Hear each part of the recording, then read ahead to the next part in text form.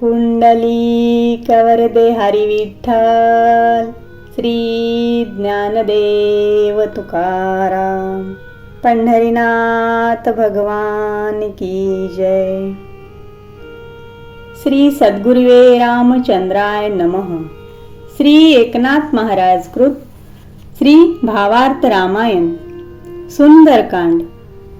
चरितं रघुनाथस्य शतकोटी प्रविस्तरम्, एकैकमक्षरं पुंसा महापातकनाशनम्. पडलंकेची राणी क्रौंचा राक्षसी हिचा वध व पडलंकेचा विध्वंस केल्यावर मारुती लंकेत प्रविष्ट झाला आणि लंकेतील उच्च स्थानावर बसून सीतेचा शोध कसा करावा याचा विचार करू लागला. लंकेचे स्वयंमेव रक्षण व्हावे म्हणून विश्वकर्म्याने लंकेच्या सभोवती अनेक मोठमोठे असे अजिंक्य किल्ले उभारलेले होते. त्यामुळे मारुती सचिंत होतो.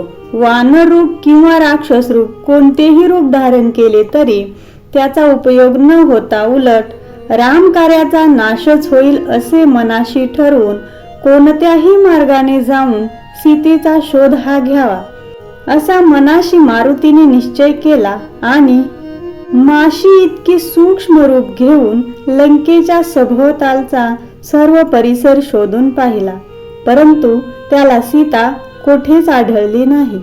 त्यानंतर मारुतीने कोणालाही जाणीव न देता रावणाच्या मुख्य लंकेत प्रवेश केला.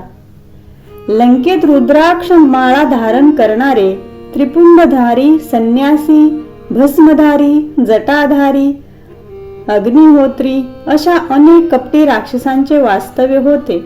तसेच क्षत्रिय, वैश्य, शूद्र आणि अनेक प्रकारच्या जातीचे राक्षस लंकेत राहत होते. त्या सर्वांची घरे मारुतीने शोधून पाहिली, पण त्याच्या पदरी निराशाच पडली.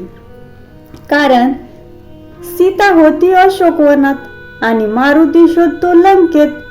इतर सर्व ठिकाणी तर त्याला सीता सापडावी कशी? लंकेत कुठे सीता आढळली नाही म्हणून मारुतीने प्रमुख राक्षसांच्या व त्यांच्या स्त्रियांच्या राजगृहात सीता शोधण्याचे ठरविले.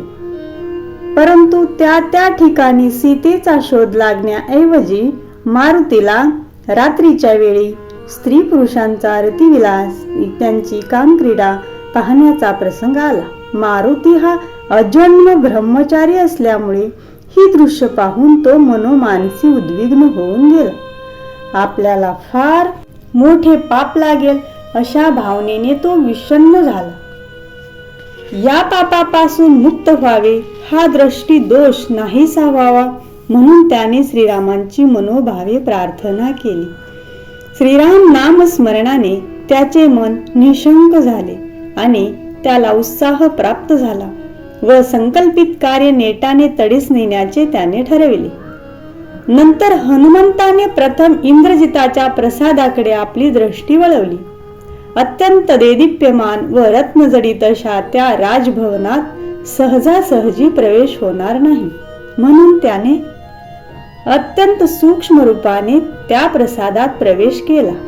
सर्वत्र शोधाशोध करूनही त्याला सीता आढळली नाहीच. परंतु त्याला एक विपरीत घटना दिसून आली. इंद्रजिताच्या शयनगृहात मारुती आला त्यावेळी त्या इंद्रजिताची पत्नी स्वरूप सुंदर सुलोचना ही इंद्रजिताला विडा देत असल्याचे दृश्य त्याला दिसले. सुलोचनेला पाहून तीच श्रीरामांची सीता आहे असे त्याला वाटले. श्रीरामांची धर्मपत्नी सीता रावण पुत्राला वश झालेली पाहताच त्या दोघांनाही ठार मारण्याचे मारुतीने ठरवले. इतक्यात सुलोचनेचे शब्द त्याच्या कानावर आले. सुलोचना इंद्रजिताला म्हणाली, श्रीरामांची पत्नी सीता हिला रावण महाराजांनी पळवून आणल्यामुळे लंकेत नाना तऱ्हेचे उत्पात सुरू झाले आहेत.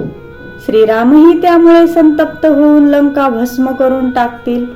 तरी सीतेला श्रीरामांच्या स्वाधीन करून त्यांची मैत्री संपादन करावी व समस्त राक्षस कुळावर येणारे संकट दूर करावे असा सल्ला आपणच आपल्या पिताजींना द्याल तर हे ऐकतील. हे सुलोचनेचे विचार ऐकून इंद्रजिताने तिला सांगितले की रावण सीतेमुळे कामांध झाल्यामुळे त्यांना मी असा सल्ला दिला तर ते प्रसंगी माझाच घात करतील. येणारे मरण चुकणार नाही व होणारे अनिष्ट टळणार नाही. मग विनाकारण पितृद्रोह का पत्करावा. हा त्या पती पत्नीचा संवाद ऐकल्यावर ती स्त्री म्हणजे सीता नव्हे अशी मारुतीची खात्री झाली. त्यामुळे निराश होऊन मारुतीने आपला मोर्चा कुंभकर्णाच्या महालाकडे वळवला. अत्यंत उंगळवाण्या व पर्वतप्राय शरीराचा व महिनोन महिने निद्रावस्थेत असलेला कुंभकर्ण पाहून येथे सीतेचा शोध लागणारच नाही अशा खात्रीने मारुती तेथून बिभीषणाच्या महालाकडे वळला. बिभीषण हा अत्यंत सात्विक, सदाचार संपन्न व महान रामभक्त असल्यामुळे त्याच्या महालात येताच हनुमंताला सुखद अनुभव येऊन तो आनंदित झाला. श्रीरामांच्या हातून रावणाला मरण येणार व नंतर रामभक्त बिभीषणाला लंकेचे राज्य मिळणार असा भविष्य कालाचा निर्वाळा मारुतीने स्वतःला दिला व आजवरच्या अविश्रांत श्रमाचे रामभक्त बिभीषणाच्या तीर्थप्राय भवनात आल्यामुळे आपले खरे सार्थक झाले असे मानून मारुती आनंदित झाला. असा सुख शांतीचा लाभ जरी मारुतीला झाला तरी इच्छित कार्य जे सीतेचा शोध ते या भवनात साध्य न झाल्यामुळे त्याची घोर निराशाच झाली. अशा चिंतेतच त्याचा काळ जात असता तो उद्विग्न झाला व आता या ठिकाणी बुद्धीचा वापर केल्याशिवाय सीतेचा खरा पत्ता लागणार नाही असा त्याने निश्चय केला. त्यासाठी युक्तीचा अवलंब करून लंका नगरीतील प्रजेमध्ये परस्परात कलह निर्माण करण्यासाठी त्याने पुनश्च लंकेत प्रवेश केला. मारुतीने सीतेच्या शोधासाठी आपल्याच शेपटीची प्रार्थना केली आणि तिला आज्ञा करताच त्या शेपटीने लंकेत एकच हाहाकार उडवून दिला. त्या शेपटीमुळे घराघरातून पाण्याने भरलेल्या घागरी एकमेकावर आपटू लागल्या, आदळू लागल्या आणि धडाधड त्या घागरी ते हंडे एकमेकावर आपटून खाली कोसळून पडू लागले, रिते होऊ लागले. पाण्याने भरलेली प्रत्येक घागर ही रिकामीच करावयाची असा त्या शेपटीने जणू विडाच उचलला होता. परंतु हा घागरीचा उत्पात सुरू होताच घराघरातील स्त्रियांमध्ये एकच आकांत सुरू झाला. आरडाओरड, रडारड यांना ऊत आला आणि सर्वत्र लंका नगरीत सर्वांची तारांबळ उडून गेली. या आकस्मिक संकटामुळे हजारो स्त्रियांना जबरदस्त हादरा बसला. एवढ्यावरच हे संकट थांबले नाही तर मारुतीचे पुच्छ आता त्या स्त्रियांच्या नाकातूनही सळसळू लागले, गुदगुल्या करू लागले. यामुळे त्या अबला खुळावल्यासारख्या नाचू लागल्या, शिंकू लागल्या. स्त्रियांचा शिंकण्याचा व घागरीचा फुटतानाचा असा एकच आवाज सुरू होऊन सर्व लंकानगरीत थैमान सुरू झाले. यामुळे पाण्याशिवाय जीवन कंठणे लंकेतील नागरिकांना केवळ अशक्य होऊन गेले. रावणाने सीतेला पळून आणल्यामुळेच हा अनर्थ माजला असल्याबद्दल सर्व पौरजनांची खात्री होऊन चुकली.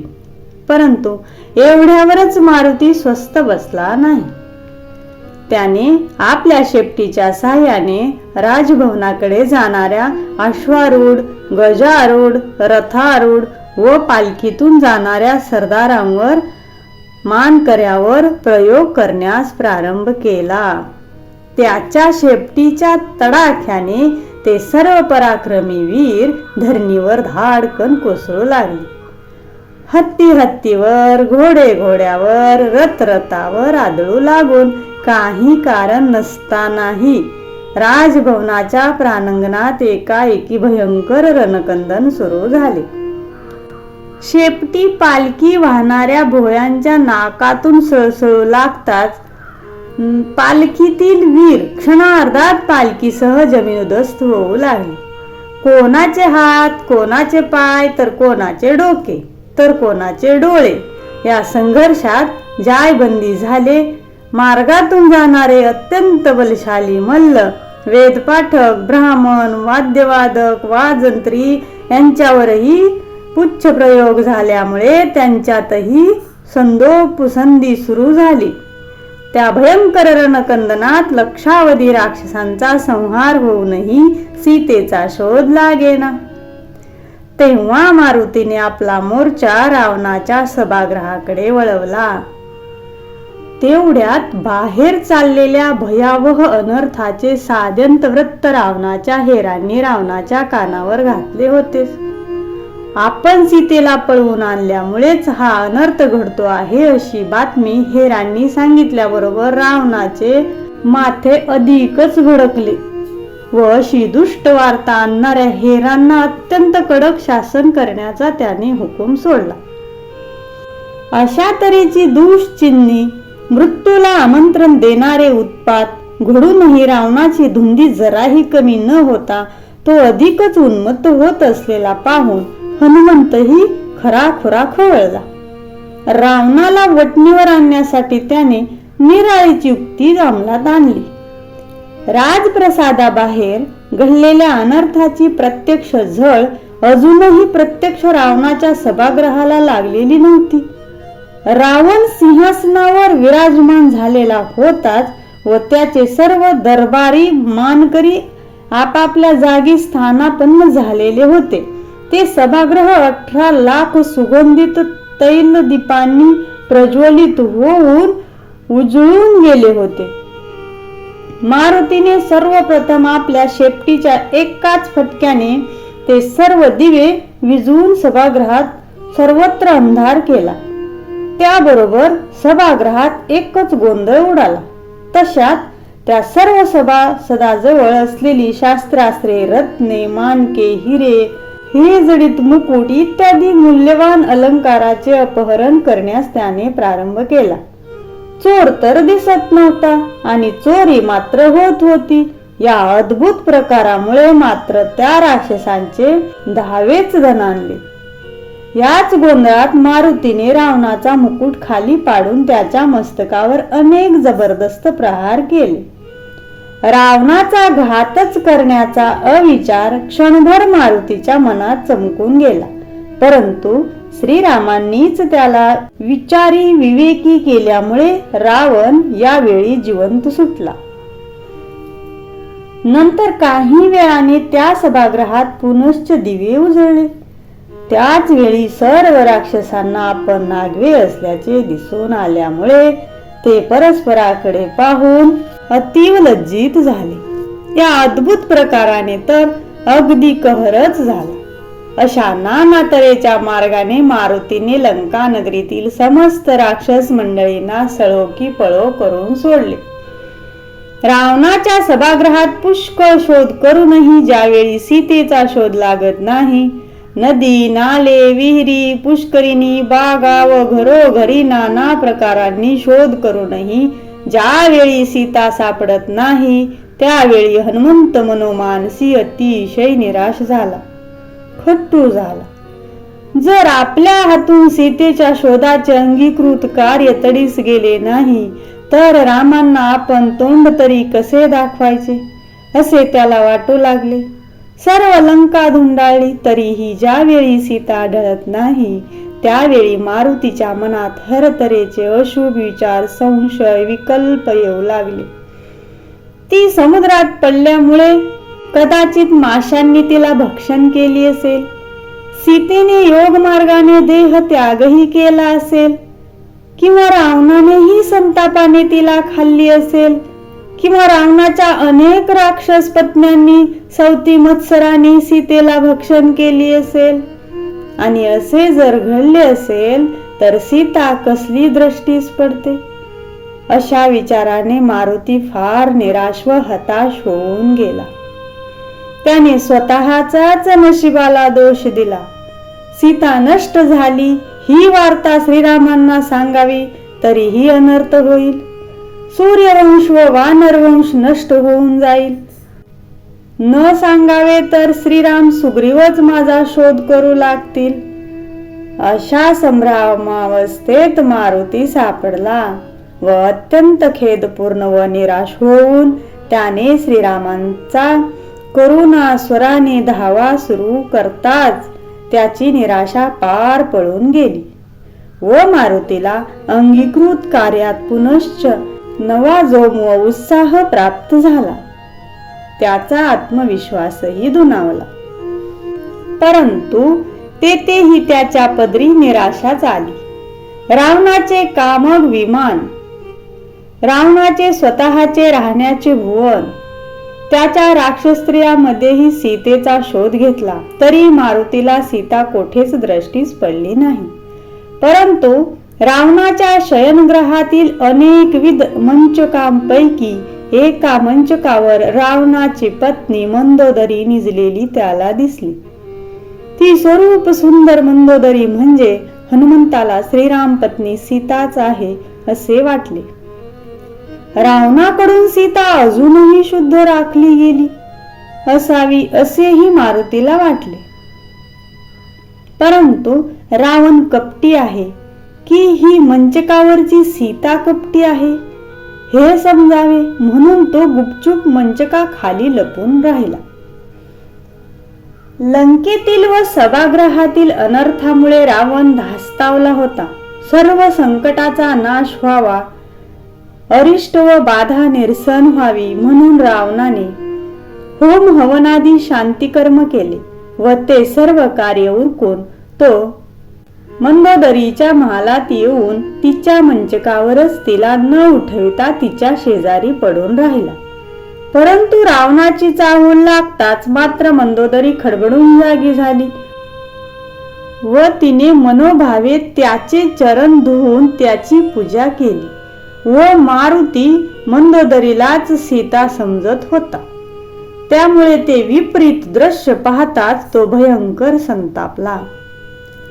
ते विपरीत दृश्य पाहून मारुतीच्या सर्वांगाची लाही लाही झाली. परंतु मारुती हा मूळचा बुद्धिमान असून विचारवंत असल्यामुळे त्याने आपला क्रोध हातून अविचार घडवण्यापूर्वीच आवरला आणि तो आपल्या जागेवरूनच सर्व देखावा पाहू लागला. मंचकाखाली लपून राहूनच मारुती रावण मंदोदरीचा संवाद ऐकू लागला. त्याच रात्री मंदोदरीला एक भयानक असे स्वप्न पडलेले असते. त्यामुळे तिला झोप येण्याऐवजी ती अत्यंत अस्वस्थ अवस्थेत पलंगावर पडलेली होती. रावणाचे आगमन झाल्यावर मंदोदरीने आपले दुःख स्वप्न त्याला निवेदन केले. कोणी एका पुरुषाने पडलंकेतील क्रौंचा राक्षसीचा वध करून नंतर तो सीतेचा शोध करण्यासाठी अशोकवनात गेला आहे. त्याने अशोकवनात सीतेशी संगनमत करून तेथील राक्षसींचा विध्वंस करून त्यांना समुद्रात फेकून दिले. अशोकवनाची दुर्दशा करून सर्व राक्षस सैन्याचा निपात करून त्याने लंकेत एकच आकांत उडवून दिला आहे. इंद्रजिताचाही पराभव करून त्याने आपले पुच्छ पेटवून त्याच्या सहाय्याने सर्व लंका नगरी जाळून भस्मसात केली. तुमच्या दाढी मिशाही त्याने जाळून टाकल्या. या भयंकर स्वप्नाने मी भयभीत होऊन दुसऱ्या कुशीवर निजले. तो लगेच दुसरे भयंकर स्वप्न दिसले. नर आणि वानर मिळून समुद्रात शिळांचा सेतू उभारून ते सर्व लंकेवर चाल करून येत आहेत आणि इंद्रजित कुंभकर्ण यांचा वध करून आपली 10ही शिरे त्यांनी भूमीवर पाडली असून मला वैधव्य आले असल्याचे भयंकर दृश्य दिसले.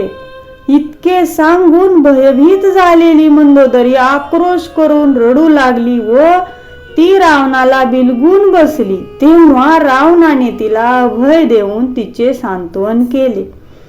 परंतु मंदोदरी तरीही आपला विचार रावणाला सांगतेच, माझे स्वप्न हे कधीही खोटे ठरणार नाही.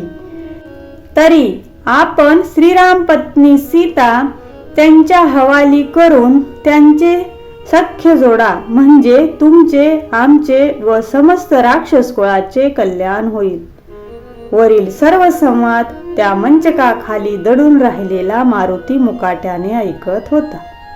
रावण मंदोदरीच्या संवादातूनच सीता अशोकवनात असल्याची निश्चित बातमी मारुतीला समजते.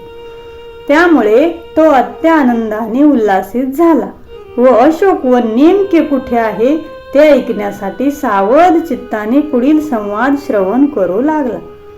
मंदोदरीच्या मुखाने सीतेचे नाव ऐकताच रावण पुन्हा कामातुर होऊन पिसाळला व वाटेल ते झाले तरी रामपत्नी सीतेचा भोग घेण्याचा त्याने निश्चय केला. आपला सल्ला रावण ऐकत नाही असे पाहताच स्वतः मंदोदरीने इंद्रजित कुंभकर्णाच्या व प्रधानाच्या साह्याने सीतेला श्रीरामांच्या स्वाधीन करण्याचा बेत बोलून दाखवला. त्यामुळे रावण अतिशय उद्विग्न झाला. मंदोदरीच्या म्हणण्याप्रमाणे प्रधानाधिक सर्वजण ऐकतील व आपल्या ताब्यात असलेली सीता रामाच्या हवाली केली जाईल म्हणून रावणाने युक्ती केली. रावण मंदोदरीला म्हणाला की आपले कुळदैवत श्री शंकर आहे, तरी त्याची पूजा करून त्याची आज्ञा घेऊन मग सीतेला रामाच्या स्वाधीन करू. असे म्हणून त्याने मंदोदरीसह शंकराच्या पूजेचा घाट घातला. मंदोदरीला ते खरे वाटून ती आनंदित झाली. रावण आपल्या अत्यंत विश्वासातील एका दासीला अशोकवनात पाठवून तिच्याबरोबर सीतेचे संरक्षण करणाऱ्या शर्मा आणि त्रिजटा राक्षसींना निरोप धाडला. निरोप म्हणजे राजाज्ञाच होती ती. रावणाने दासी बरोबर कळवले की इंद्रजित, कुंभकर्ण, मंदोदरी, प्रधान, लंकेतील जोशी मंडळी किंवा स्वर्गातील ब्रह्मादिक देव जरी अशोकवनात येऊन सीतेला बंधमुक्त करण्याचे सांगू लागले तरीही तुम्ही सीतेला सोडू नका. तसे केल्यास मी तुमचा घात करीन, तुम्हाला ठार करीन. हा गुप्त संदेश घेऊन त्या दूतिकेने अशोकवनाकडे प्रयाण केले. मारुतीला ही युक्ती समजल्यामुळे तो आनंदित झाला. मारुतीही लगेच गुप्त रूपाने त्या दासीच्या मागोमाग गेला. आता आपल्याला अनायासे आपल्या सीता माऊलीचे परम पावन दर्शन घडणार म्हणून मारुती इतका हर्षवेडा झाला की अक्षरशः नाचू बागडू उडू लागला. अशा भवावह अवस्थेतच मारुती त्या दासी मागून जाता जाता अशोकवनात येऊन पोहोचला. त्या अशोकवनातील सर्व वृक्ष पाषाणादी सर्व चराचर सृष्टी राम नामाचा मंत्रोच्चार करीत असल्याचे त्याला आढळून आले. ते अशोकवन संपूर्णपणे राममय झालेले पाहताच मारुतीची सीतेबद्दल खात्री होऊन त्याचे देहभान हरपले. मंदोदरी हीच सीता असावी असा हनुमंताला भास का झाला? कारण सीता म्हणजे विष्णू पत्नी साक्षात लक्ष्मीच असते व मंदोदरीची निर्मिती ही सुद्धा विष्णू स्वतःच करतात. त्यामुळेच सीता व मंदोदरीत कमालीचे साम्य असते. म्हणूनच मंदोदरीला पाहताच मारुतीला सीतेचा भास होणे अगदी स्वाभाविक होते. नंतर थोड्या वेळातच उड्डाण करून हनुमंत अशोकवनात येऊन दाखल झाला. ते सुगंधित वन सुफलितही होते. तेथील नाना तऱ्हेची फळे पाहून हनुमंताच्या तोंडाला पाणी सुटले. परंतु प्रत्यक्ष सीतेची भेट घेऊन तिच्याच अनुमोदनाने या अशोकवनाचा समाचार घ्यावा असे त्याने आपल्या मनाशी ठरविले. स्वर्गस्थ देवांनाही दुर्लभ असे रजत सुवर्णाचे वृक्षही रावणाने स्वपराक्रमावर देवाकडून संपादन करून त्या अशोकवनात लावल्यामुळे त्या वृक्षांच्या संरक्षणाची जबाबदारीही वाढली होती. प्रत्येक वृक्षाजवळ सशस्त्र व पराक्रमी वीरांची योजना केलेली मारुतीला दिसून आली. त्याच अशोकवनात रत्न, प्रवाळ हिरे, माणके, पाचू, मोती यांनी जडवलेले अत्यंत सुंदर असे एक भव्य व अजस्त्र मंदिर रावणाने उभारले होते. त्याच्या संरक्षणासाठी रावणाने उद्भट योद्ध्यांची व्यवस्था केली होती. त्या वनातील सर्व देवळे व राजप्रसादांच्या रक्षणाची व्यवस्था वीरांकडून केली होती. अशा सर्व बाजूनी राक्षसांनी संरक्षित अशा त्या अशोकवनात अत्यंत दुःखी, कष्टी, म्लानवदन झालेली सीता मारुतीच्या दृष्टीस पडली. बाह्यतः दिसावयास ती कृश, कोमेजलेली, दुःखी, खिन्न, मलिन वस्त्र, अलंकारहीन अशी जरी दिसत असली तरी अंतरी श्रीरामांच्या चाललेल्या सतत ध्यानाने ती सीता अत्यंत तेजस्वी अशी मारुतीला भासली. शतयोजनी समुद्र पार करून, हरतरेच्या प्रचंड संकटाचे डोंगर पार करून मारुतीने आजवर ज्या साठी परिश्रम घेतले त्या सीतेचे प्रत्यक्ष दर्शन होताच तर मारुतीने आनंदातिशयाने हाताने टाळीच वाजवली. सीता शोधाच्या कार्यासाठी निघताना श्रीरामांनी आपली हातातील अंगठी मारुतीला देऊन सीतेच्या ज्या खाना खुणा सांगितल्या होत्या त्या सर्व या सीतेच्या ठिकाणी असलेल्या दिसून येताच हनुमंताला कार्य साफल्याचे आंतरिक समाधान झाले. हे जरी झाले तरी त्याला त्यावेळी प्रत्यक्ष सीता दिसली कशी? एखाद्या संपत्तीचा ठेवाभोवती त्याचे रक्षण करण्यासाठी जसे पहारेकरी ठेवलेले असतात तशा अनेक क्रूर विक्राळ राक्षसींच्या कडक पहाऱ्यात मारुतीला सीता दिसली.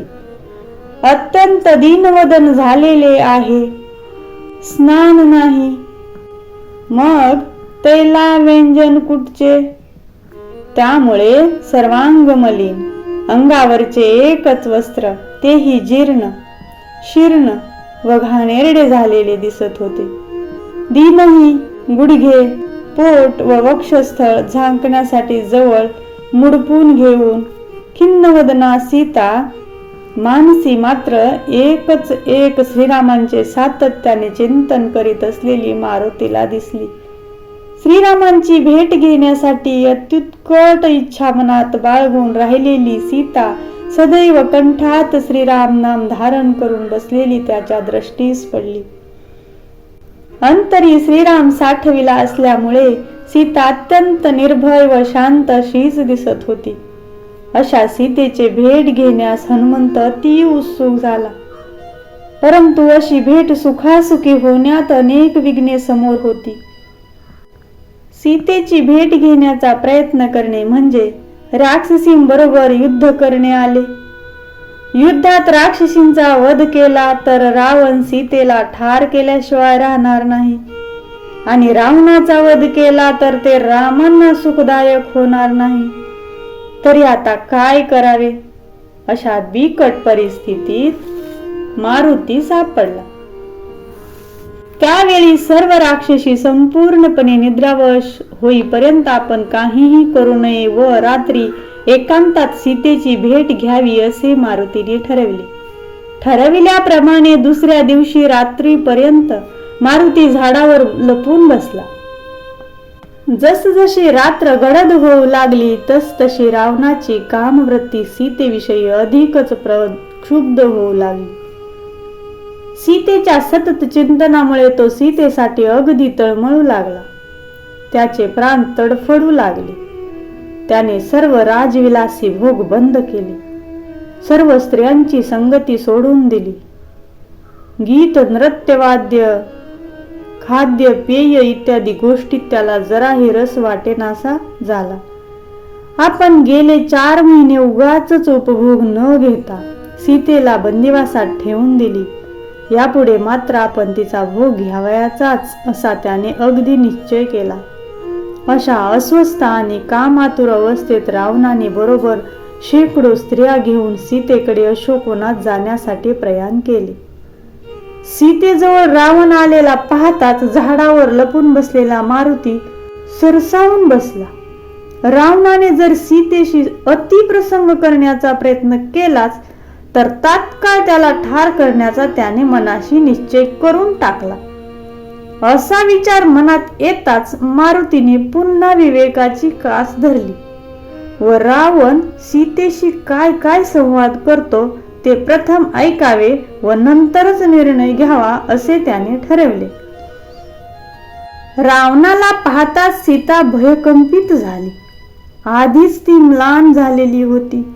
त्यात जीर्ण व एकाकी वस्त्राने वेष्टीत असलेली ती सीता आपले सर्वांग नीट झाकून खाली मान घालून परंतु सावध चित्ताने बसून राहिली. बाह्यतः मलिन अवस्थेत असलेल्या सीतेने चित्तात सतत राम नाम स्मरण चालू ठेवल्यामुळे तिला फार मोठा धीर लाभला होता. मनोमानसी भय विरहित व निशंक असलेल्या सीतेच्या जवळ येऊन रावण तिची प्रार्थना करू लागला. रावण म्हणाला, हे सीते, तू माझे भय धरू नकोस. मी तुला अभय देत आहे. मला पाहून तू निष्कारण सर्वांग लपविण्याचा वेडेपणा करीत आहेस, तो सोडून दे. देवावर सत्ता गाजविणारा मी दशानन रावण तुझी अलिंगन भोगासाठी याचना करीत आहे. ती तू निसंकोच पूर्ण कर. पट्टराणी जी मंदोदरी तिलाही मी तुझी दासी करीन. शंकराच्या शपथेने सांगतो की मीही तुझा आज्ञांकित होऊन राहीन. त्या रामाचा नाद सोड आणि तू माझी प्रिया हो. माझे ऐश्वर्य पराक्रम धन दौलत सैन्य यापुढे तो राम म्हणजे अगदीच हीनदीन आहे. जर तुझा राम बाहुबल संपन्न असला तर त्याला स्वतःची स्त्री गमावण्याचा प्रसंगच आला नसता. शिवाय आता तर तू माझ्या ताब्यात आहेस, त्यामुळे रामाची प्राप्ती होण्याची जराही शक्यता नाही. आणि तुझ्या विरहाने राम लक्ष्मण हे केव्हाच मरून गेले आहेत. त्यांच्याकरता शोक करून काय उपयोग. तू विनाकारण आपले यौवन व्यर्थ घालवित आहेस. एकदा तारुण्य अशा अवस्थेत फुकट गेले तर ते का परतून तुला मिळणार आहे. त्यापेक्षा माझ्याशी रम्मान होऊन तू आपले तारुण्य सार्थकी लाव. त्यामुळे तू सुखसंपन्न होशील. आजवर तुझ्या कलाने घेऊन मी तुला 6 महिने बंदिवासात ठेवली, परंतु तू जर आता माझ्या विनंतीला याचनेला अनुमोदन देऊन वश झाली नाहीस तर मात्र मी बळजबरीने तुझा उपभोग घेतल्याशिवाय राहणार नाही. तेव्हा तू माझा अंगीकार करणे उत्तम. असे म्हणून रावणाने आज्ञा सोडली की सीतेने रावणाला वरले आहे तरी वाद्यांचा गजर सुरू करा. वाजवा रे वाजवा. हे रावणाचे निर्लज्ज पल्ला ऐकून सीता मात्र मनातून फार संतापली. तरी रावणाला ती घाबरली मात्र नाही.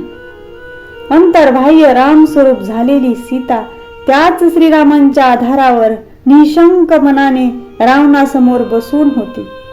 रावणाने दाखविलेल्या प्रलोभनाचा तिच्या चित्तावर काही मात्रही परिणाम न होता तिला रावणाविषयी मात्र अधिकच घृणा तिरस्कार निर्माण झाला. रामाची रावणाने केलेली निंदा ऐकून सीता संतप्त झाली. सीतेने कडक शब्दात रावणाचा धिक्कार केला आणि श्रीरामांच्या यथार्थ सामर्थ्याचे त्याला स्पष्ट जाणीव करून दिली. एवढा अधिक्षेप करून सीतेने रावणाकडे पाठ फिरवली. त्यामुळे रावण भयंकर क्रुद्ध झाला आणि तिला ठार करण्याची त्याने धमकी दिली. रावणासमोर सीतेचे क्रोध धारण करून त्याची जी निंदा तिने केली तो सर्व प्रकार मारुतीने झाडावर बसून पाहिला. त्यावेळी सीतेच्या धैर्याविषयी मारुतीला फार विस्मय वाटला. ते दृश्य पाहून तो थक्क झाला.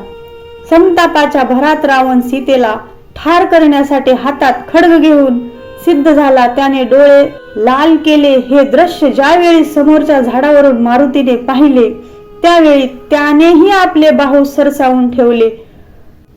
तोही रावणाच्या या कृत्यामुळे खवळून दात ओठ खात अशा अवस्थेत राहिला की जर रावणाने सीतेवर घाव घालण्यासाठी हात वर उचलला तर लगेच त्याच्याशी 2 हात करून त्या दुष्ट रावणाचा वध करावयाचा व सीतेला त्याच्या पाशातून मुक्त करायची असे तिकडे हनुमंत ठरवित आहे.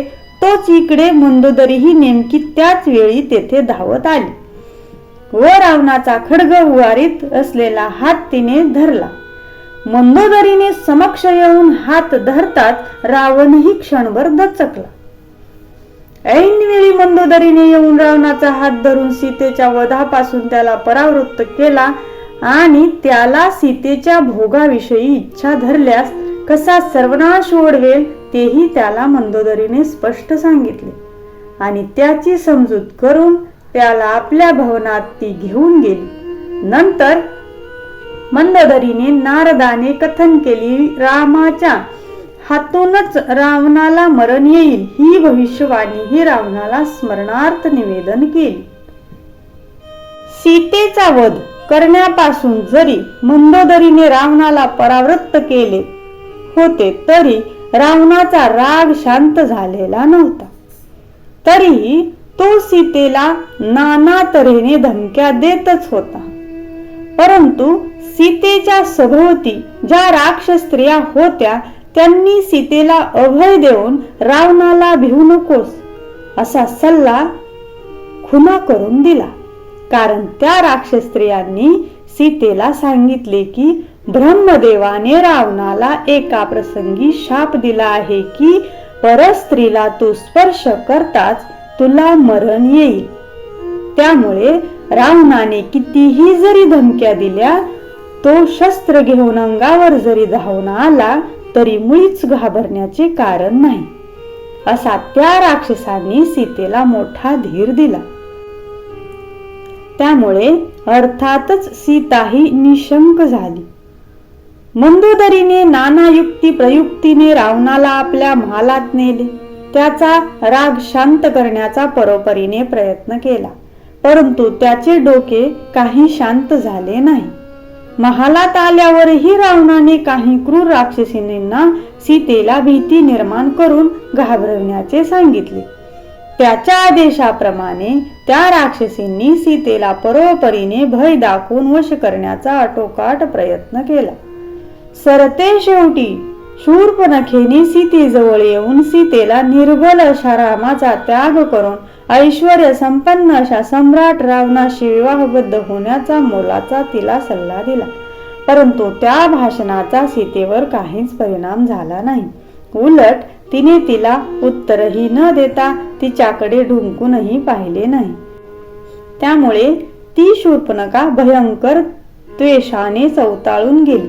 संतापाने शूर्पणखेने इतर राक्षसींना आवाहन करून सीतेचा वध करण्याचा आदेश दिला. परंतु सीता मात्र अत्यंत अविचलित व शांतच होती. अंतर्बाह्य श्रीराममय झाल्यामुळे तिला कोणाचे कसलेच भय असे वाटनासे झाले होते. सीतेला तशा निर्भय स्थितीत पाहून त्या राक्षसी मात्र संचित झाल्या आणि सीतेला घाबरू लागल्या. सीता संतापली व ती आपला सर्वांचा घात करील असेच त्यांना वाटू लागले.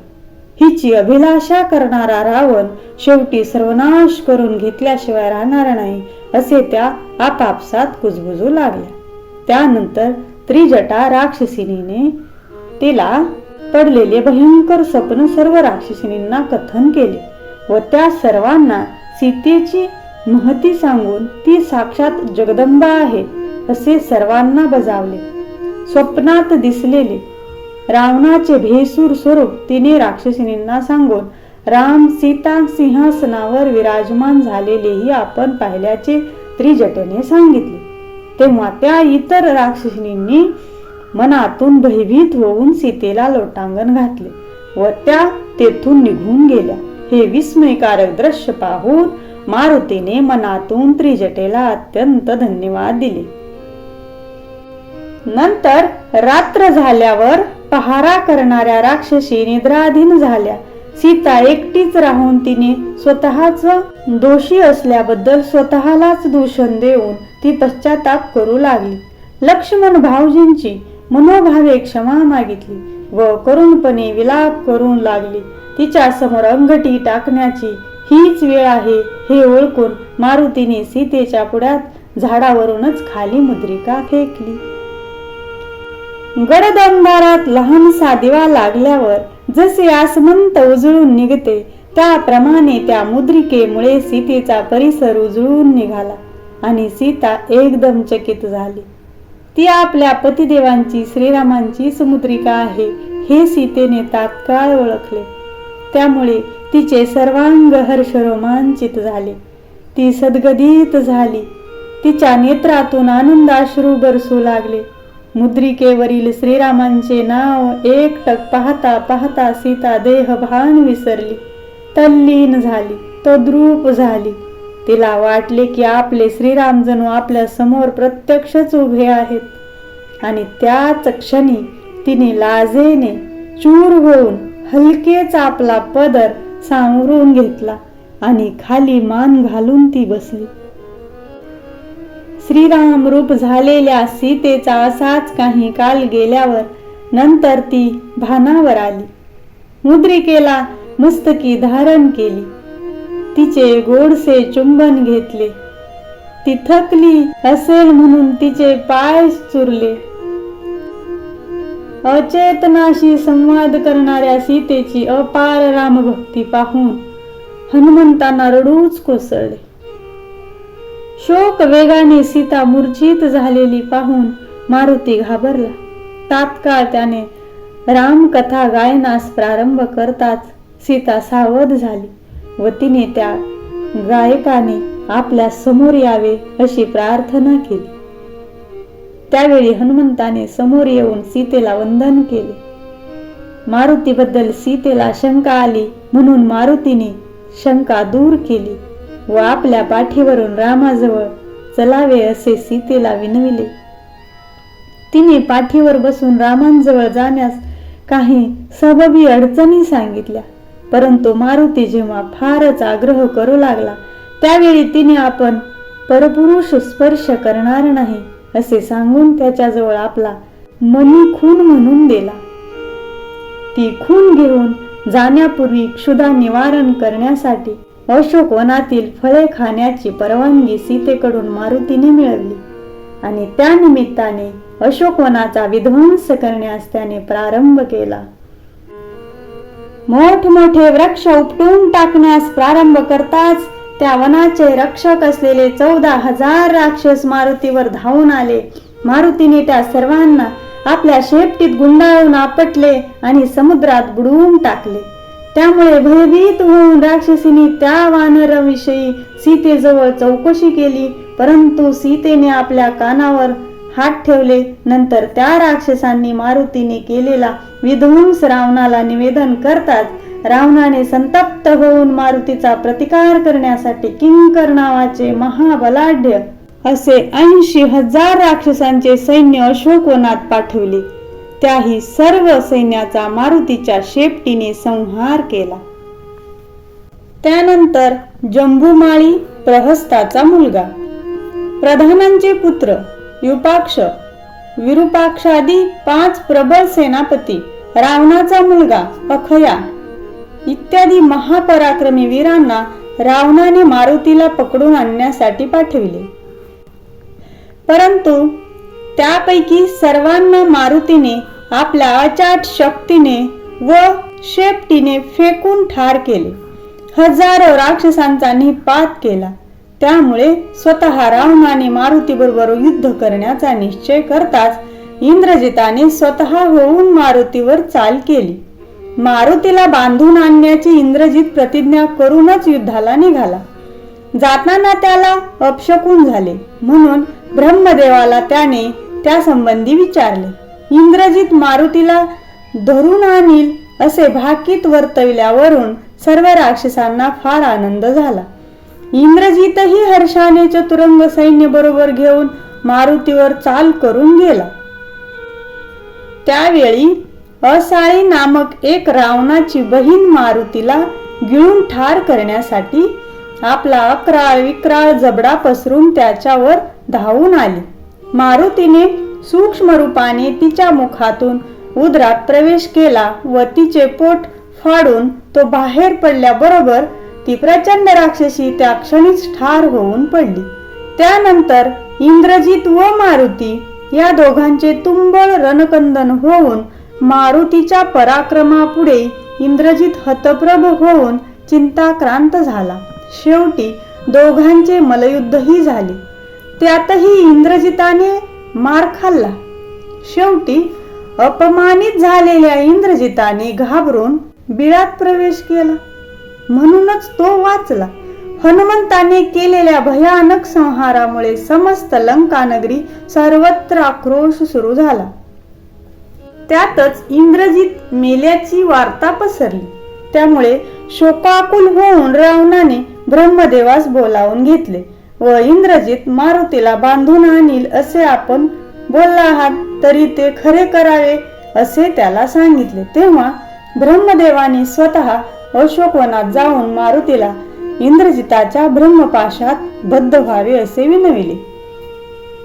इंद्रजिताची असहाय्यता पाहून ब्रह्मदेवाने केलेली विनंती मारुतीने मान्य केली व तो इंद्रजिताच्या ब्रह्मपाशात अडकून निश्चित पडून राहिला. राक्षसांनी मात्र इंद्रजिताने मारुतीला पकडल्याची लंकेत घोषणा केली. अशा पाशबद्ध मारुतीला राक्षसांनी त्याची ओढाताण करून फार त्रास दिला. हनुमंताने मनातून मात्र लंकेत गेल्यावर लंका जाळून भस्म करण्याचा निश्चय नक्की केला.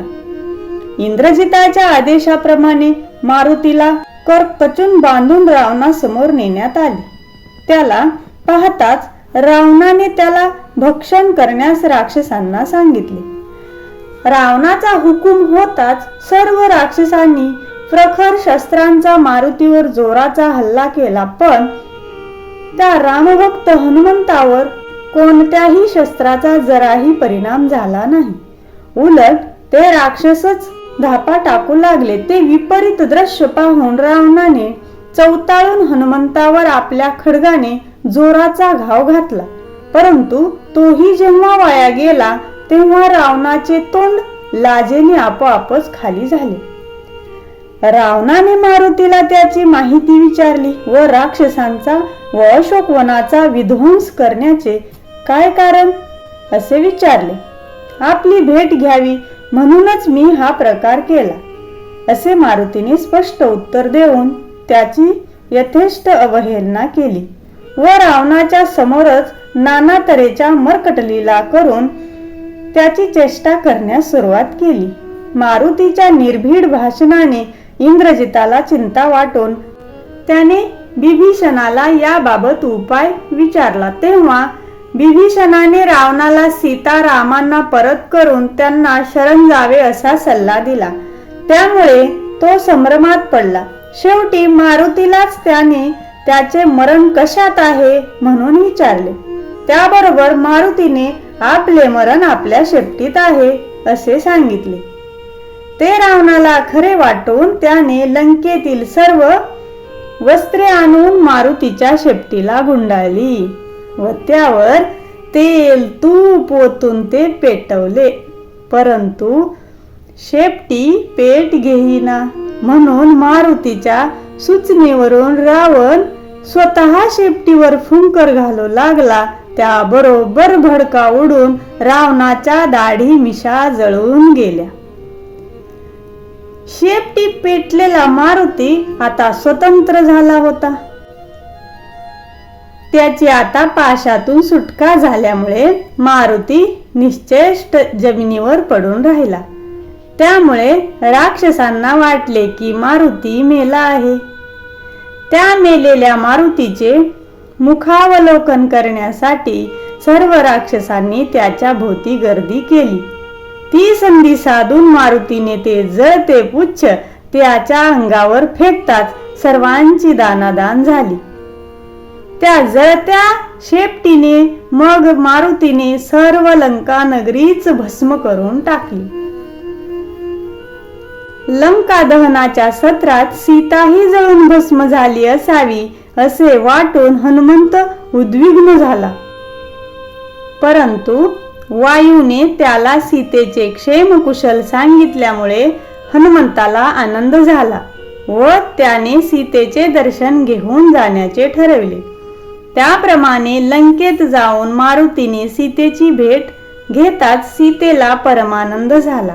नंतर सीतेचा प्रेमळ निरोप घेऊन मारुतीने तिला रामांच्या प्राप्तीचे आश्वासन देऊन वेगाने उड्डाण केले. सीतेचा निरोप घेऊन मारुतीने सागरावरून उड्डाण केले.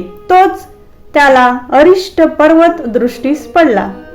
त्याच्यावरच मारुतीने झेप घेऊन त्याला धुळीस मिळविला व ऋषीचे कायमचे अरिष्ट दूर केले. मारुतीच्या उड्डाणाचा नाद ऐकून महेंद्र पर्वतावरील समस्त वानर मंडळी अतिशय आनंदित होऊन गेली. जांबवंताने सर्व वानरांना सांगितले की या गर्जनेवरून हनुमंत निश्चितपणे सीतेचा शोध लावून आलेला आहे. त्यामुळे सर्व वानर उल्हासित होऊन गेले. सर्वांनी मारुतीचे मोठ्या उत्साहाने स्वागत केल्यावर अंगदाच्या विनंतीवरून मारुतीने थोडक्यात लंकेतील वृत्तांत निवेदन केला. परंतु त्याने स्वमुखाने स्वतःचा पराक्रम काही सांगितला नाही. हनुमंताच्या विनंतीवरून ब्रह्मदेवाने त्याच्या पराक्रमाचा वर्णलेख लिहून दिला. तो वर्णलेख वानरांना समजेना, म्हणून तो लेख श्रीरामांनीच स्वतः वाचणे इष्ट म्हणून तो तसाच ठेवून दिला. बराच काळापर्यंत दक्षिणेकडील वानर मंडळी न आल्याने रामांना चिंता लागून राहील. म्हणून हनुमंत प्रथम जाऊन त्यांना भेटला व त्याने दुरूनच सीतेच्या शोधाची व तिच्या स्थितीची माहिती रामांना निवेदन केली. त्यामुळे अत्यंत आनंदित होऊन रामांनी हनुमंताचे अभिनंदन करून मनःपूर्वक कौतुक केले. नंतर सर्व वानर मजल दर मजल करीत येऊन श्रीरामांजवळ पोहोचले व त्यांनी प्रेमभराने रामांना वंदन केले. सुग्रीवाने सर्व वृत्तांत श्रीरामांना निवेदन केला व हनुमंताचे व अंगदाचे प्रेमभराने कौतुक केले. त्यानंतर ब्रह्मदेवाने लिहिलेला हनुमंताचा पराक्रम वर्णनाचा लेख वाचून श्रीरामांना साध्यंत वृत्त समजले. मारुतीने केलेला रोमहर्षक पराक्रम वाचून श्रीराम प्रमुदित झाले व त्यांनी प्रेमातिशयाने मारुतीस दृढ लिंगन देऊन कौतुक केले. श्रीरामांनी विचारल्यावरून मारुतीने लंकेच्या किल्ल्याची आणि तिच्या संरक्षण विषयी सविस्तर माहिती श्रीरामांना दिली. त्यानंतर समुद्रापलीकडे जाण्यासाठी सेतू बांधण्याचे निश्चित करून रामांनी सुग्रीवाला पाचारण केले व त्याच दिवशी विजयादशमीला रावण वधासाठी सैन्य सुसज्ज करून प्रयाण करावे असा आदेश दिला. सर्व वानर मंडळी रामांच्या आदेशाची वाटच पाहत होती. सुग्रीव, अंगद इत्यादी वीरांना परमानंद झाला व सुग्रीवाने सेनेची लागलीच रचना केली. जाताना लंकेकडे जाणाऱ्या दिशेने मार्गदर्शन करण्याचे काम नीळाकडे श्रीरामांनी सोपवले. नळ, नीळ, गज, गवाक्ष, शरभ, गंधमादन इत्यादी प्रमुख वानर सेनांनी आपली कोटी कोटी सेना घेऊन रणवाद्य वाजवीत व रामांचा जय जयकार करीत घोडदौड करीत ते सर्व लंकेच्या मार्गाला लागले. श्रीरामांना सुग्रीव अंगदाचा प्रचंड सेनासागर पाहून अतिशय आनंद झाला. सर्व सिद्धता झाल्यावर स्वतः श्रीराम हनुमंताच्या खांद्यावर व लक्ष्मण अंगदाच्या खांद्यावर आरूढ झाले. त्यांच्यासह सर्व वानर सैन्य दक्षिण दिशेच्या रोखाने पुढे पुढे जाऊ लागले. जाताना वाट दाखविण्यासाठी व मार्गात काही राक्षस प्रतिबंध करू लागले, तर त्याचे पारिपत्य करण्यासाठी म्हणून श्रीरामांनी नळ, पनस व कुमुद या प्रचंड शक्तिशाली सेनांची योजना करून त्यांना पुढे पाठवले. जाताना मार्गात कोठेही न थांबता तडक आजच्या आजच लंकेला पोहोचले पाहिजे असा श्रीरामांनी सर्व सेनांना इशारा दिल्यामुळे वानर मंडळी मोठमोठ्या वेगाने मार्गक्रमण करू लागली. अहोरात्र अविश्रांतपणे चालून मार्गात आलेले विंध्याद्री, मध्याद्री व विविध वने उपवने उल्लंघून ते सैन्य समुद्र तीरावर येऊन पोहोचले. इकडे लंका दहन करून मारुती परत आल्यानंतर रावणाच्या मातेला कैकेसीला भस्मीभूत लंकेचे दृश्य पाहून अतीव दुःख झाले व ती चिंतामग्न होऊन विलाप करू लागली. कैकसीने बिभीषणाकडे जाऊन रावणाच्या अपकृत्याचा पाढा वाचला व रामांच्या पराक्रमाचे वर्णन करून रावणाच्या या दुष्कृत्यामुळे समस्त कुळाचा सर्वनाश झाल्याखेरीज राहणार नाही असे त्याला बोलून दाखवले. आपली शिकवण रावण मानणार नाही म्हणून कैकसीने विभीषणाला रावणास हिताचे 4 शब्द सांगून सर्वनाशापासून परावृत्त करण्यास सांगितले. हितोपदेश रावणाला आवडला नाही व त्याने प्रसंगी त्यामुळे अपमान केला तरी तोही सहन करून रावणाला उपदेश करावा व त्याचे रक्षण करण्याचा शेवटचा प्रयत्न अवश्य करावा असे सांगून ती माता काकुळतीने अगतिक होऊन रडू लागली.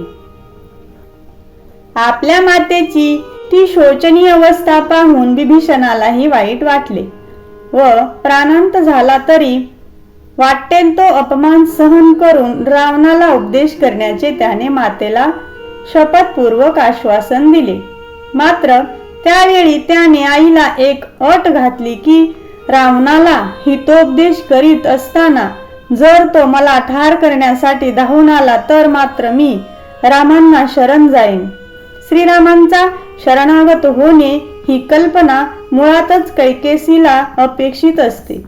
त्यामुळे विभीषणाच्या या म्हणण्याला तिने तात्काळ संमती दिली व या निमित्ताने जरी विभीषण श्रीरामाचा शरणागत झाला तरीही आपला वंश वाढेल व कुलक्षय होणार नाही असे दूरदृष्टीने जाणून त्या थोर मातेने आपल्या पुत्राला शुभाशीर्वाद दिले. श्रीरामांना शरण गेल्यास त्याचे महिमान किती आहे तेही कैकसीने विशद करून त्यास सांगितले. श्रीराम हे रावणाचे शत्रू असूनही आपली माता रामांचा द्वेष न करता उलट त्यांची स्तुतीच करते. यामुळे विभीषणाला आपल्या मातेच्या थोर हृदयाबद्दल मनातून धन्यता वाटली व तो अंतःकरणातून सुखावला. आईच्या आज्ञेप्रमाणे रावणाला हितोपदेश करण्यास जाण्यापूर्वी विभीषणाने मातेला साष्टांग दंडवत घातली. तिचे पुन्हा आशीर्वाद मस्तकी धारण केले आणि मोठ्या उत्साहाने विभीषण रावण भेटीसाठी निघाला. सभास्थानी इंद्रजित व अतिकाय या 2 पुत्रांच्या व प्रधानांच्या समवेत राजसिंहासनावर राजाधिराज रावण विराजमान झालेला होता. अशा सभेत विभीषणाने प्रवेश करताच सर्व राजकुमार प्रधान व इतरांनी उठून विभीषणांना उत्थापन दिले. विभीषणानेही त्या सर्वांना नम्रतापूर्वक अभिवादन केले. रावणानेही आनंदाने त्याला सन्मान देऊन रत्नजडित सुवर्णासनावर अत्यंत प्रेमाने बसवून घेतले. नंतर विभीषणानेच बोलण्यास प्रारंभ करून हनुमंताच्या लंका दहनाचा विषय काढला. तो रावणाला म्हणाला की आपण ज्येष्ठ बंधू आहात, मी काही खास आपणास सांगावे असा माझा अधिकार नाही, परंतु सर्व राक्षस कुळावरच दारुण संकट येऊ लागल्यामुळे आज मला माझा विचार सांगणे भाग पडत आहे असे सांगून सीतेला पळवून आणली तेच संकटाचे खरे मूळ कारण आहे. रामांच्या एकट्या वानराने सर्व राक्षसांना धुळीला मिळवली. इंद्रजित, अखया इत्यादी बलाढ्य वीरांना त्याने पाणी पाजले. आपण असताना जर त्या एका वानराला पकडू शकला नाहीत तर रामांशी मुकाबला कसा काय करणार असा प्रश्न विचारून रावणाला त्याने आपले विचार स्पष्टपणे सांगितले. विभीषण म्हणाला की सीतेला चोरल्याबद्दलचे पाप इतके भयंकर असले तरी नित्य राम नाम स्मरण केले असता पाप निर्मुक्ती लाभेल. त्या एकाच वानराचा अलौकिक पराक्रम पाहून सर्वांना मौन धरावे लागले. त्यावरूनच त्यांच्या पराक्रमाची कल्पना आली. तेव्हा जे मी ऐकले, प्रत्यक्ष पाहिले त्यावरून मी सांगतो, याप्रमाणे वागाल तर तुम्ही सुखी व्हाल. तुमचे व माझे रक्ताचे नाते म्हणून व राहावे ना म्हणून मी हे सांगण्यासाठी आलो.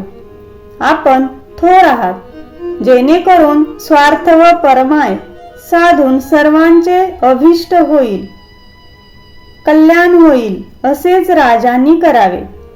ते विभीषणाचे मार्मिक भाषण ऐकून रावणाला जरी संतोष झाला तरी तो आपल्या प्रधानावरच क्रुद्ध झाला व त्याने सर्व प्रधानांचा रती महारथीचा धिक्कार करून त्यांची भर सभेत अवहेलना केली. रावणाने अशा रीतीने डिवचल्यामुळे त्याचे 16ही प्रधान मनातून शरमलेच आणि त्यामुळेच उफाळून त्या सर्वांनी रावणासमोर स्वतःच्या पौरुषाची बडाई मारण्यास सुरुवात केली. राम लक्ष्मणांना आम्ही क्षणार्धात ठार करू, त्याच्या हनुमंताचा आम्ही शिरच्छेद करू, अशी त्या सर्वांनी रावणासमोर घोर प्रतिज्ञाही केली. त्या प्रधानाचा तो उन्मत्तपणा पाहून विभीषणही क्रोधाविष्ट झाला व त्याने त्या सर्व प्रधानांची निर्भसना केली. आपण एवढे पराक्रमी वीर येथे असता मारुतीने लंकेची होळी पेटवली, तेव्हा तुमचा पराक्रम कोठे गेला होता? तुमच्या समक्ष अक्षया कुमाराला मारुतीने ठार केले, इंद्रजिताला त्रस्त करून पळवून लावले व लंका भस्म केली. धिक्कार असो तुमच्या जीविताला. अशा परखड शब्दात जेव्हा विभीषणाने संतापून त्या प्रधानांची संभावना केली त्यावेळी ते अतिशय शरमून गेले. तरीही पुन्हा त्वेषाने उठून प्रहस्त, महोदर, महापार्श्व, दुर्मुख, वज्रहन या प्रमुख वीरांनी आत्मप्रौढीने व स्वतःच्या बाहुबलाचे उद्गार काढून रामांचा व वानरांचा संहार करण्याची वल्गना केली. ती त्याची गर्जना ऐकून विभीषणाने त्यांना रावणाला योग्य सल्ला न देता अधर्माला सहाय्य करीत असल्याबद्दल दोषी ठरविले. त्या 5ही प्रधानांची विभीषणाने निर्भसना केली व सरते शेवटी त्या प्रधानांचे खोटे सल्ले न ऐकता आपण सीता श्रीरामांना परत करावी असा रावणाला विभीषणाने स्पष्ट सल्ला दिला. विभीषणाने हनुमंताच्या पराक्रमाचे वर्णन केल्यामुळे रावण पुत्र इंद्रजित संतप्त झाला व त्याने स्वतःच्या पराक्रमाची प्रौढी गाजवून विभीषणाची भरपूर निंदा केली. श्रीरामांची निंदा करायलाही त्याने कमी केले नाही. रामांची निंदा ऐकून विभीषण फार क्रुद्ध होऊन गेला. त्याने इंद्रजिताच्या पोरबुद्धीची निर्भसना करून रामांनी बाळपणापासून केलेल्या रोमहर्षक पराक्रमाचे इत्थंभूत वर्णन करून रावणाच्या पापकर्मास सहाय्य केल्याबद्दल इंद्रजिताचा तीव्र शब्दात निषेध करून त्यालाच दोष दिला. इंद्रजिताची मारुतीला ठार करण्याची वल्गना किती फोल आहे तेही विभीषणाने सर्व सभेला दाखवून दिली. विभीषणाने संतापून त्याला सांगितले की तू खोट्या कर्माला प्रोत्साहन दिलेस म्हणून मी तुझा या क्षणीच शिरच्छेद केला असता, परंतु रावणाचा ज्येष्ठ पुत्र म्हणून मी तसे केले नाही.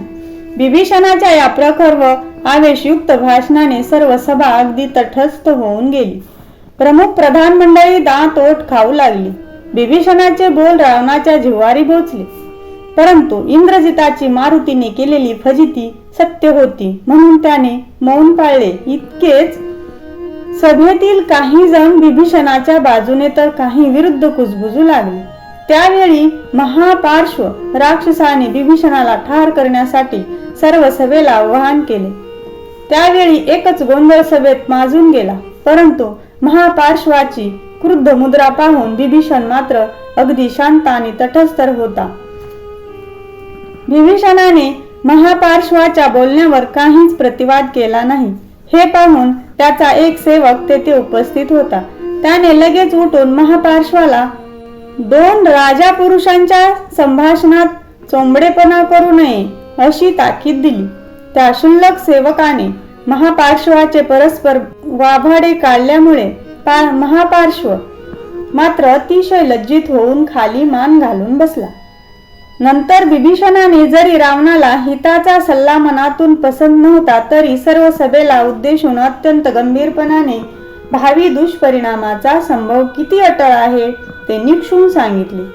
एका रावणाची बुद्धी भ्रष्ट झाल्यामुळे सर्व राक्षस कुळाचा सर्वनाश होणार हे उघड दिसत असता रावणाला हिताचे 4 शब्द सांगणे हे आपले कर्तव्यच आहे, असे वर विभीषणाने समर्थन केले. रामांना सीता अर्पण केली तर सर्व नाशापासून रावणाची व सर्व राक्षस कुळाची सुटका होईल व तसे न केले तर श्रीरामांच्या बाणांनी सर्वनाश निश्चित आहे, असे पुन्हा एकदा त्याने खडसावले. आता मात्र रावणाला विभीषणाचा हा प्रकार सहन झाला नाही. तो फारच संतापला व त्याने विभीषणाचा तीव्र शब्दात धिक्कार केला. त्याला भ्याड म्हणून हिणवले व जर रामांची श्रेष्ठता तुला वाटत असेल तर तू त्याच्याकडे चालता हो म्हणून बजावले. विभीषणाला रावणाच्या या उद्गारामुळे मनस्वी खेद झाला व त्यानेही रावणाला स्पष्ट वाणीने समज दिली की जर तुला माझा हिताचा सल्ला मानवत नसेल तर मी निश्चितच रामांकडे जातो. श्रीरामांना मी शरण गेल्यामुळे माझा उद्धार होईलच, परंतु तुम्हाला रामबाणांनी मरण आल्यावर मीच शेवटी तुम्हाला तिलांजली देईन. आपल्या धाकट्या बंधूची ही उन्मत्तपणाची वाणी ऐकताच रावणाच्या अंगाचा तीळ पापड झाला. सर्वांगाची संतापाने लाही लाही झाली आणि डोळे लाली लाल झाले. त्याने त्या संतापाच्या भरात हातात तलवार घेऊन तो विभीषणावर वार करणार इतक्यात रावणाचा हात लचकला आणि रावण खाली कोसळला. तरीही पुन्हा रावणाने खड्ग हातात घेतात प्रहस्त प्रधानाने तातडीने पुढे येऊन रावणाचा हात धरला, परंतु तितक्यात रावणाने क्रोधाच्या भरात विभीषणावर लाथेचा जोराने प्रहार केलाच. प्रहस्ताने रावणाला शांत केले, परंतु रावणासारख्या महाबलाढ्य राक्षसाचा लत्ता प्रहार झाल्यामुळे विभीषण मात्र तात्काळ मूर्छित होऊन पडला. तरीही विभीषणाने रावणाशी काहीही प्रतिवाद न करता श्रीरामांकडे जाण्याचा हाच योग्य मुहूर्त आहे असे मनाशी ठरवून टाकले. श्रीरामांना शरण जाण्याचा निश्चय करूनच विभीषण तेथून उठला आणि शांतपणे सभेतून आपल्या प्रधानांसह निघून गेला. जाताना विभीषणाने रावणाला शेवटी सीता श्रीरामांना परत न करणे म्हणजे मृत्यू ठरलेलाच आहे असे निर्वाणीचे सांगितले आणि तुम्हा सर्वांना सोडून रामांना शरण जात असल्याचे निवेदन केले. ते त्याचे निर्वाणीचे बोल ऐकताच रावण मनातून कष्टी झाला. आपल्याच कृतीमुळे आपण आपल्या बंधूला अंतरलो याचे त्याला अधिक दुःख झाले. परंतु आता वाईट वाटून उपदेश नव्हता. वेळ टळून गेली होती. तेथून विभीषण तडक निघाला. तो आपल्या मातेजवळ आला व आपला श्रीरामांना शरण जाण्याचा विचार निश्चित झाल्याचे त्याने सांगितले. रावणाने विभीषणाला लाथा मारल्या हे तिला कळले तेव्हा ती फारच दुःखी झाली. मातेने प्रेम पडीभराने विभीषणाला आशीर्वाद दिला. मातेच्या चरणांना वंदन करून विभीषणाने लगेच आकाशात उड्डाण घेतले व लाथ हाणून श्रीराम भेटीचा अलभ्य लाभ घडवून आणल्याबद्दल त्याने रावणाला धन्यवाद दिले व तूच खरा सखा असल्याचे त्याला सांगितले. ते बोल कानी पडतात रावणाला अतिशय दुःख होऊन तो अनुतापाने पळून निघाला. विभीषणाची निर्विकार मुद्रा व धीर गंभीर शांत वृत्ती पाहून सर्व सैन्याने त्याची मुक्त कंठाने प्रशंसाच केली. परंतु विभीषणाचा खरा थोरपणा यापुढील प्रसंगातून व्यक्त झाला आहे. अगदी अखेरीला श्रीरामांकडे जाण्यापूर्वी विभीषणाने रावणाला नम्रतापूर्वक सांगितले की तू माझा सखा आहेस, शिवाय तुझ्यामुळेच श्रीराम दर्शनाचा महान योग मला प्राप्त झाला, म्हणून तू जरी रामांचा अजन्म द्वेष केलास तरी मी तुला नरकाला जाऊ देणार नाही. राम नामाच महिमान अगाध आहे इतके सांगून त्याने रावणाला विनम्र अभिवादन केले आणि तो श्रीरामांकडे जाण्यासाठी निघाला. नंतर आपल्या 4 प्रधानांसह विभीषण जसा जसा श्रीरामांजवळ येऊ लागला तशी तशी वानर सैन्यात एकदम कोणी राक्षस आला म्हणून गडबड उडून गेली.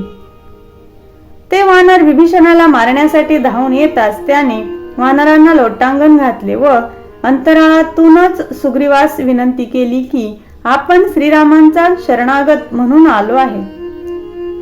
तरी या वानरांना आवर. सुग्रीवाला त्याचे म्हणणे पटल्यामुळे त्याने श्रीरामांना ते वृत्त निवेदन केले.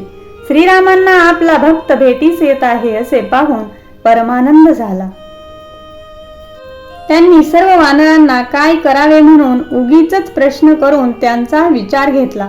सर्वांनी त्या राक्षसाला ठार करावे असे तात्काळ सांगितले, परंतु फक्त जांबवंताने मात्र त्या राक्षसाची नीट पारख करून मग काय ते ठरवावे असे सांगितले. तर शरणागताला मरण देऊ नये असे अंगदाने आपले मत सांगितले. शेवटी त्या राक्षसाबद्दल निश्चित माहिती फक्त हनुमंतच सांगू शकेल म्हणून त्याला श्रीरामांनी विचारले. हनुमंताने श्रीरामांना विभीषणाबद्दल त्याच्या चारित्र्याविषयी पूर्ण हमी दिली. हनुमंत म्हणाला की विभीषणापासून तोटा होणारच नाही, झाला तर फायदाच होईल. रामाच्या मताप्रमाणेच हनुमंताचे मत पडल्याबरोबर रामांना व सर्व वानरांना फार फार आनंद झाला. श्रीरामांनी सर्व वानरांना सांगितले की शरणागत मग तो प्रत्यक्ष रावण असला तरीही त्याला अभयच मिळेल. नंतर जेथे विभीषण होता तेथे सर्व वानर आले आणि प्रथम सुग्रीवाने पुढे होऊन विभीषणाला दृढालिंगन दिले. इतर प्रमुख सेनांनी त्याला आलिंगन दिल्यावर हनुमंताने त्या रामभक्त विभीषणाला प्रेमाने आलिंगन दिले. त्यामुळे विभीषणाला फार समाधान झाले. श्रीरामांनी आपणास भेटीस बोलाविले आहे असे सांगून मारुतीने विभीषणाला हाताने धरून सर्व वानर मंडळीच्या राम नाम गजरात श्रीरामांजवळ नेले. श्रीरामही त्या भक्ताच्या भेटीसाठी अत्यंत उत्कंठित झालेले होते, ज्यांच्या दर्शनासाठी विभीषणाने घरदार, स्त्री पुत्र, राज्य संपत्ती, योगराज्यपद सोडले.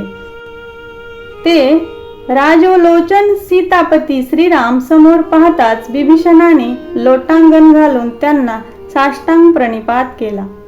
त्याचे देहभान हरपले आणि विभीषण अनिर्वचनीय अशा आनंद सागरात बुडवून गेला. श्रीरामांनी त्याला दृढ आलिंगन देऊन त्याला आपला सखा केला. विभीषणाची भाव समाधी उतरल्यावर त्याने राक्षसांना ठार मारण्याची युक्ती सांगेन असे आश्वासन दिले. त्याने संतुष्ट झालेल्या रामांनी विभीषणाला लंकेचे राज्यपद देऊन त्याला चतुसमुद्रीच्या तीर्थांनी लक्ष्मणाकडून राज्याभिषेक करविला. नंतर हनुमंताकडून वाळूची प्रतिलंका करविली व रावण वध होईपर्यंत ती लंका विभीषणाला गहाण दिली. विभीषणाला लंकेचे दान दिल्यावर सुग्रीव व मारुती समुद्र पार करण्याचा विचार करीत झाले, परंतु त्यांची ती समस्या काही सुटत नाही म्हणून सुग्रीवाने मारुतीला याबाबत उपाय विचारला. त्यावेळी मारुतीने स्वतःच राम लक्ष्मणादिकांनी समुद्र पार करण्याचे आश्वासन दिले. त्याच्या अंगात एकाएकी संचार झाला, त्यामुळे वानर मंडळी थोडीशी दचकलीच. त्यावेळी श्रीरामांनी हनुमंताला 4 शब्द सांगून त्याला शांत केले. पुढे सागराला प्रार्थना करण्याची सुग्रीवाची सूचना रामांना मान्य झाली. त्याप्रमाणे श्रीरामांनी त्या समुद्र तीरावर 3 दिवस समुद्र पूजन व अनुष्ठान केले, परंतु समुद्र काही श्रीरामांच्या भेटीस आला नाही, म्हणून श्रीरामही उद्विग्न झाले. श्रीरामांचा क्रोधावतार पाहून समुद्र स्वतः ब्राह्मणाच्या वेशात राम भेटीसाठी आला. सीतेचे अपहरण झालेली वार्ता समुद्राला समजताच त्याला अतिशय वाईट वाटले. त्यावेळी समुद्राने श्रीरामांना भेटण्यास न येण्याचे कारण सांगून त्याने सहाय्याचे वचन दिले. समुद्राने सेतुबंधन करण्याची जबाबदारी नीळ वानराकडे सोपवावी असे सांगितले होते. त्याप्रमाणे नीळाच्या मदतीने सेतुबंधनास प्रारंभ झाला. सुरुवातीला पाण्यात सोडलेले पर्वत वगैरे बुडून जात तेव्हा मात्र नीळाला विषाद वाटला. त्यावेळी श्रीरामचरणीचा महिमा मारुतीने सर्वांना सांगून उत्तरेकडील शिळा पर्वत आणून त्याचा सेतू उभारण्यात आला. पहिल्याच दिवशी 14 योजने, दुसऱ्या दिवशी 26 योजने या वेगाने तो शिळा सेतू बांधून झाला. शेवटी आपल्या अद्भुत सामर्थ्याने मारुतीने तो सेतू बांधून पूर्ण केला. तो सागरावरील सेतू बांधून पूर्ण होताच भेरी निशाण वाजवून व पताका फडकावून आनंदोत्सव साजरा करण्यात आला. सेतुबंधन पूर्ण झाल्यावर सर्व वानर मंडळी राम लक्ष्मणासमवेत लंका नगरीकडे वळली. श्रीरामांचे चरण त्या सेतूला लागले व शिळा सागरी बुडू लागल्यावर पुन्हा दुसरी आपत्ती येईल म्हणून सर्वांच्या विनंतीला मान देऊन श्रीराम मारुतीच्या पाठीवर व निळाच्या पाठीवर लक्ष्मण आरूढ होऊन लंकेकडे निघाले. जाताना या वेळचा वानराचा थाट काही आगळाच होता. सर्वात पुढे विभीषण होते, परंतु तो शरणागत असल्यामुळे त्याच्या जीवाला धोका पोहोचू नये म्हणून रामांनी त्याला आपल्या जवळ ठेवले. श्रीराम सैन्यासह लंकेच्या द्वाराजवळ येताच देवांनी श्रीरामांवर पुष्पवृष्टी करून आपला आनंद व्यक्त केला. श्रीराम परतीराला गेल्यावर पूजेच्या सामग्रीसह समुद्र तेथे आला व त्याने श्रीरामांची स्तुती करून त्यांना लोटांगण घातले व मुनिवेश टाकून क्षत्रियांना शोभेल अशा वेशात युद्धाला जावे अशी रामांची त्याने प्रार्थना केली. ती विनंती मान्य करून समुद्रानेच आणलेली वस्त्रे व अलंकार श्रीरामांनी धारण केल्यावर समुद्राला व इतरांनाही ते श्रीरामांचे रूप पाहून फार आनंद झाला. समुद्राने आणलेली रत्ने वानरांनी रामांवरून ओवाळून सर्वत्र उधळली. ती रत्ने रावणाच्या सभेत पडली. त्यावरून चौकशी करता श्रीराम ससैन्य लंकेवर स्वारी करण्यासाठी समुद्र पार करून आल्याचे रावणाला कळले. त्यामुळे रावणाने संतापाने आपल्या प्रधानांची त्याच्या भ्याडपणाबद्दल खूप निर्भसना केली. त्यावेळी इंद्रजिताने पुढे होऊन राम लक्ष्मणांना युद्धात ठार करण्याची वल्गना केली. ती ऐकून अतिकायाने स्पष्ट वाणीने रामांशी वैर करून युद्ध केल्यास रावणासह सर्व राक्षस कुळाचाच सर्वनाश झाल्याखेरीज राहणार नाही असा रावणाला व सर्व सभेला इशारा दिला. ते भविष्य ऐकून रावणादी राक्षस मंडळी चिंताक्रांत झाली. सुंदरकांड समाप्त. बेल आयकॉनवरती क्लिक करा आणि भक्ती आनंद करुणा चॅनलला सबस्क्राईब करा.